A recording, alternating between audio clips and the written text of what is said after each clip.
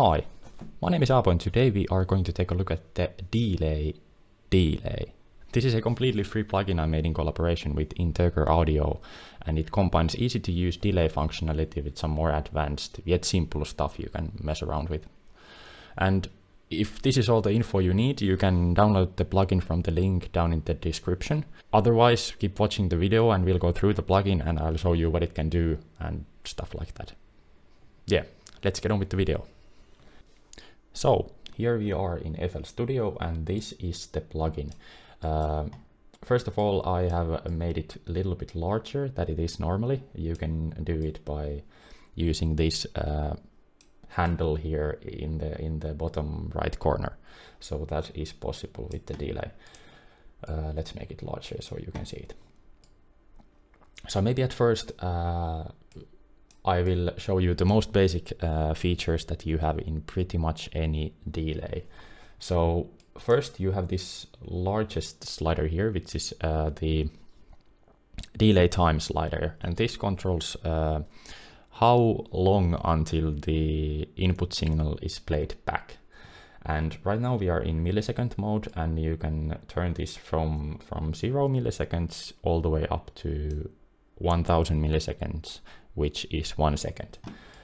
And you have 3 other modes, normal, triplet and dotted, and these 3 will sync to your project's BPM. So right now for me that would be 130 beats per minute.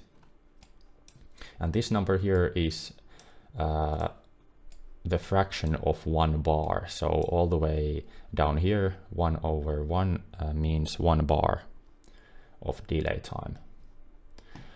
And maybe I will play you a few examples, not so much because this is the most basic feature, but just so you hear how it sounds like. I have this flex patch here with Yamaha C7 piano.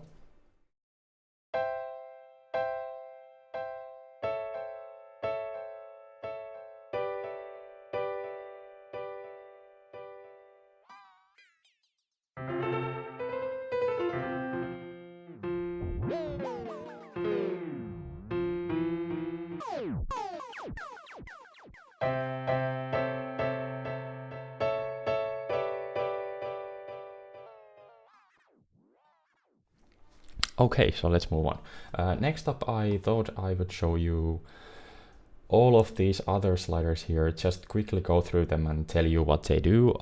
I try to keep this video as short as possible so you don't get bored and you can explore the plugin by yourself, but I will just quickly explain them. One other thing is that this plugin is self-documented, which means when you hover over a slider or a button or anything in the UI, you see the description of that control down in the bottom here. So if I hover over the delay time slider I showed you, it says control how much the try signal is delayed. So that's pretty useful if you are only getting started and want to know different controls and their functionalities. Let's start from the top left corner here. We have diff amount, and this controls the diffusion. So this can be used to make really cool reverbs, for example. Then the slider next to that one is the diffusion size. So this controls how big the size in which the echoes are played would be if it was a real hall or room, for example. Also the delay time does kind of the same thing as you hear now when I play the piano and turn up these sliders.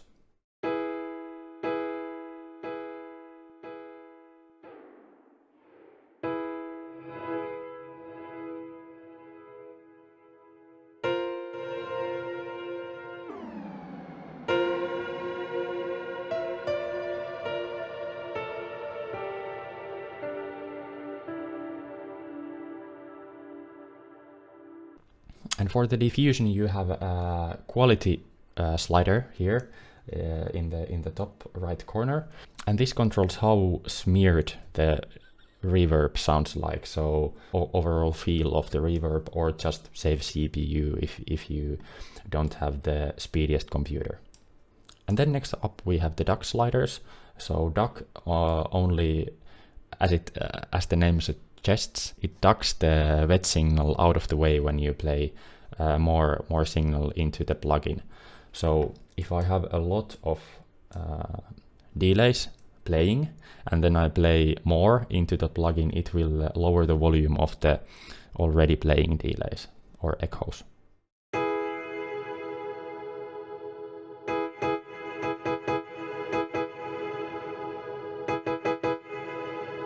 So that's with duck and without.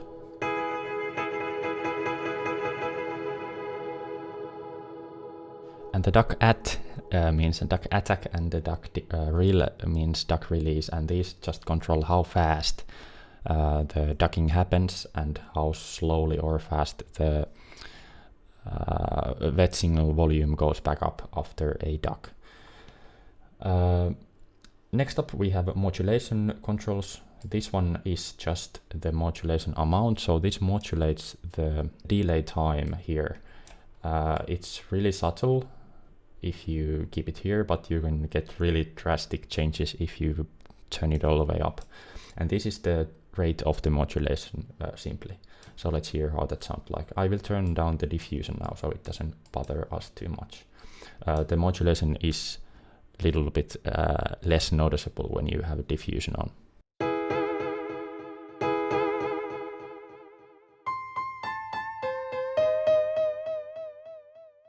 But for a more sensible setting, I would turn it somewhere around here, and it would give a really nice feel to the echoes and make it a little bit more lively.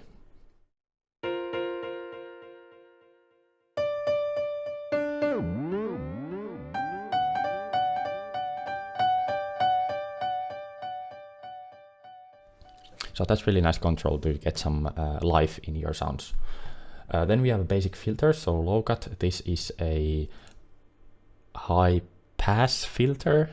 Yes, I always mix up the cuts and passes.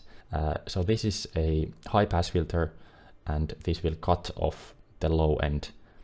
And this then is a low pass filter, so this will cut off high end from the wet signal. And speaking of filters, we have this FTP filter down here, which when you turn this on will process the filtering before feeding the signal back to the delay. So when this is on, you get this effect where the filters are more apparent when you go forward in time. But that is really useful if you want to emulate a real room, for example, because in a real reverb, the high end fades out over time, so you might want to do something like this with the high cut and turn the FTP fill on, so the delayed signal or the echoes would fade from the high end over time. Then we will we have these toggles here next to the delay time slider. So this one is ping pong, which can be found from pretty much any delay plugin out there. It just kind of bounces the signal back and forth between your left and right ear. And this can be done using the spread slider here. Then we have the mono toggle, which just folds the wet signal down to mono to the middle of the stereo field. Then feedback. This is just how long the delays, the echoes hang around, if you will. So no feedback at all, you get only one echo. Oh, we have the modulation on here still, so let's turn them down. And with higher amounts of feedback,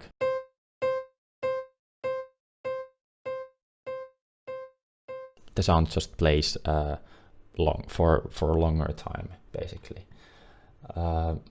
Then down here we have the tape slider. This is my attempt at emulating a analog tape echo, which have wow and flutter. These are basically just fluctuations in the delay time because of some imperfections in the tape or in the mechanism that turns the tape around the machine. and this is quite nice sounding if you are after some lo-fi sound, or just generally some older sounding stuff. I don't know. So let's turn it all the way up so you can hear what it does.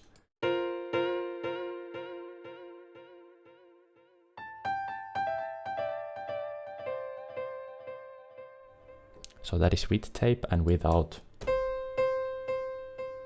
it's more static and sounds more digital. Next up we have distortion. This can be used to add distortion to the echoes. There's plenty of options here, from saturation to tube distortion to some more exotic ones, for example this one.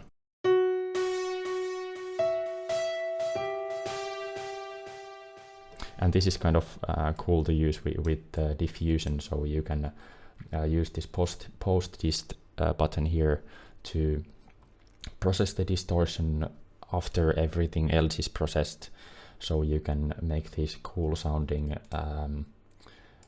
reverbs where the reverb is a little bit distorted.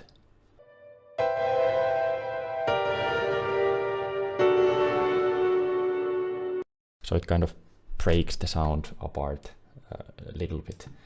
That is of course one of the more subtle distortion functions, so you can choose more apparent if you want some crazy sounds.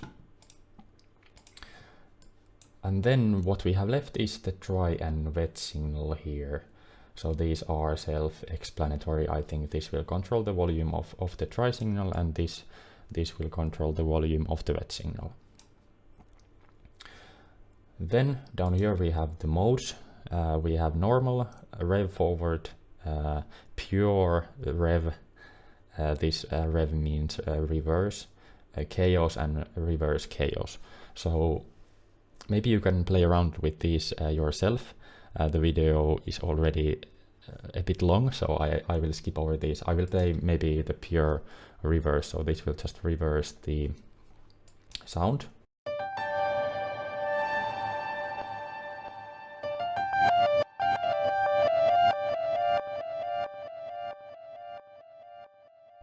And the chaos is kind of cool too. This will play in various different pitches and intervals.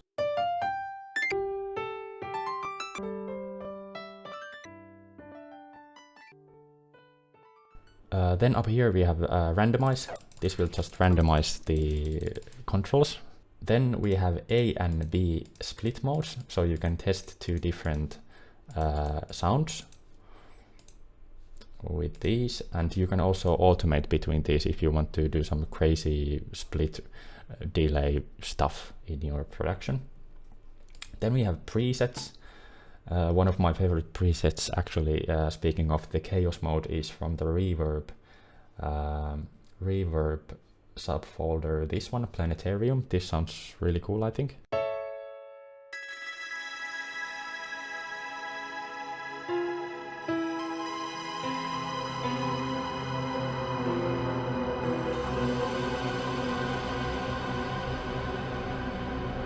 I love it, it's so cool. And then the final slider we have left is the echo offset, and this will, as the description down here says, will change the offset of the echoes in reverse and chaos modes relative to the delay time. So basically the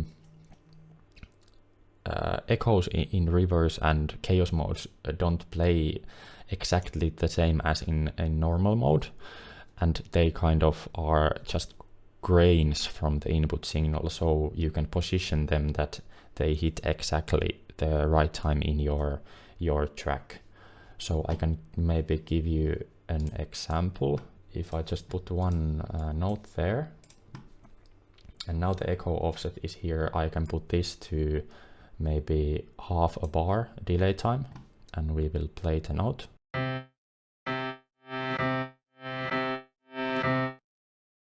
And now if I turn the echo offset maybe to the middle, it offsets the echoes a little bit, like so.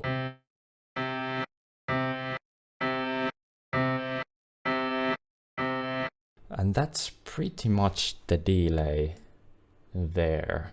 Of course, we have volume sliders, or no, sorry, volume meters for both left and right channel.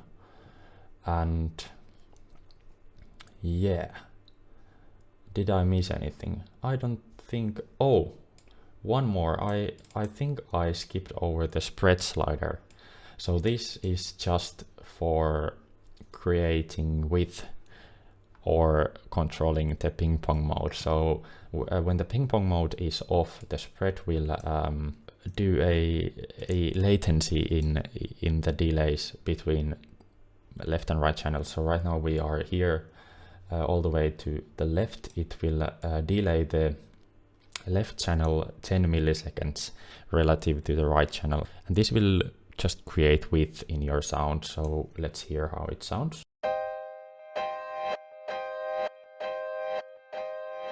Maybe we will try with this kick here, because this has less stereo information than the piano. So that is with the spread in the middle and with the spread all the way to the left. So it's so much wider. And this also, you might have to have headphones to hear the difference. Yeah, that's pretty much it. You can download the Deelay from Integraudio.com, linked down in the description, as I said. Also, be sure to check out Integraudio.com anyway, because they have really high quality blog posts on audio plugins and music production and stuff like that. So check them out. Also check out my website if you want, sixsample.com, where I already have one plugin on sale, SSF. So check that out if you are interested in a new filter plugin. Yeah, that's all for today, I think. Download the Deelay, tell your friends, share the word. I don't know, you decide what you do. See you in the next video. Bye bye.